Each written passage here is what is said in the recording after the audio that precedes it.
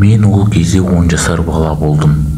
Және біздің үйге біреу кіріп кете ме деп қорқатынмын. Және бір бөлмеде жалғыз қалуға қорқатынмын. Жаздың бір күнінде мен ұйықтауға тырыстым. Бірақ төбеде бір дыбыстар естідім. Мен сол кезде қатты шошып кеттім. Сосын мен соңғы кездері бөлмемнің ысып жүргенін байқадым. Бұл біртүрлі болды. Себебі біз жақында ғана желдеткіш орнатып едік. Мен әкемді жоғарды тексертіп шығу үшін шақырдым. Ол желдеткішті ашып, құралдар алуға кетті.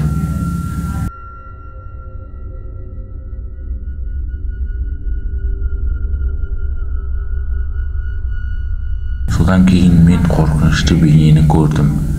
Желдеткіштің ішінде әкем екеумізге күліп қарап тұрды.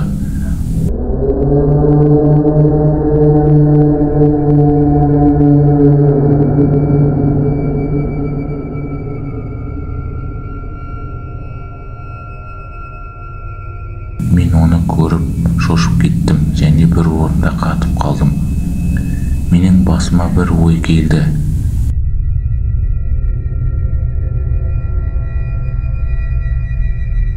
Қалам мен қағаз алып, желдеткіште адам бар деп әкеме бердім.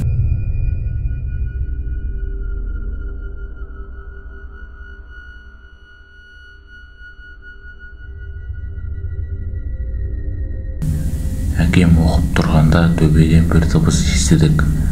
Әкем сол кезде полицияға хабар берді.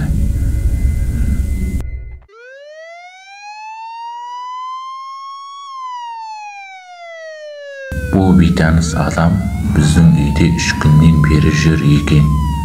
Біз ұйықтағанда үйдегі бар тамақтарды жейді екен.